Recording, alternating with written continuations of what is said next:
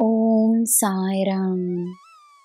ನನ್ನ ಮುದ್ದಿನ ಮಗುವೆ, ಬೇರೆಯವರನ್ನು ಕಂಡು ಅವರ ಸಾಮರ್ಥ್ಯಗಳಿಗೆ ಅವರನ್ನು ಹೊಗಳುವ ನೀನು ವಿಶಾಲವಾದ ಹೃದಯವನ್ನು ಪಡೆದಿರುವೆ. ಒಬ್ಬರ ಸಾಮರ್ಥ್ಯವನ್ನು ಗುರುತಿಸಿ ಅವರನ್ನು ನೀನು ನಿನ್ನ ಮನಸ್ಸಿನಿಂದ ಮೆಚ್ಚಿದಾಗ ನಿನ್ನಲ್ಲಿ ಪ್ರೇರಣೆಯುಂಟಾಗುತ್ತದೆ. ಅದೇ ರೀತಿ ತನ್ನಲ್ಲಿರುವ ಸಾಮರ್ಥ್ಯಗಳನ್ನು ಮೆಚ್ಚಿ ತನ್ನ ಆತ್ಮವಿಶ್ವಾಸವನ್ನು ಹೆಚ್ಚಿಸಿಕೋ. ನಿಜವಾದ ಆತ್ಮವಿಶ್ವಾಸದಲ್ಲಿ ಅಹಂಕಾರವಿರುವುದಿಲ್ಲ.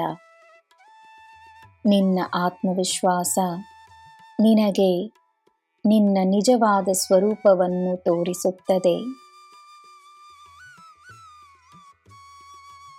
ಎಲ್ಲ ಸಮಯದಲ್ಲೂ ಶಾಂತವಾಗಿ ನೆಮ್ಮದಿಯಾಗಿರಲು ಹೇಗೆ ಸಾಧ್ಯವೆಂಬುದು ನಿನ್ನ ಪ್ರಶ್ನೆಯಲ್ಲವೇ?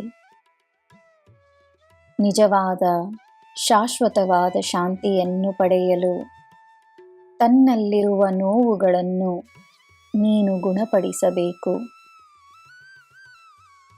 ಪೂಜೆಗೆ ಕುಳಿತಾಗ, ಧ್ಯಾನಕ್ಕೆಂದು ಕುಳಿತಾಗ ನಿನ್ನಲ್ಲಿರುವ ಶಾಂತಿ ಇಡೀ ದಿನವೇ ನಿನ್ನಲ್ಲಿರಬೇಕೆಂದರೆ ನೀನು ಮಾಡುವ ಪೂಜೆಯಲ್ಲಿ, ಧ್ಯಾನದಲ್ಲಿ ನಿನ್ನ ನೋವುಗಳು ಮಾಯವಾಗಿ ನಿನ್ನಲ್ಲಿ ಸಕಾರಾತ್ಮಕತೆ, ಪ್ರೀತಿ, ದಿವ್ಯ ಶಕ್ತಿ ಮಾತ್ರವೇ ತುಂಬಿರಲಿ ಎಂದು ಪ್ರಾರ್ಥಿಸು.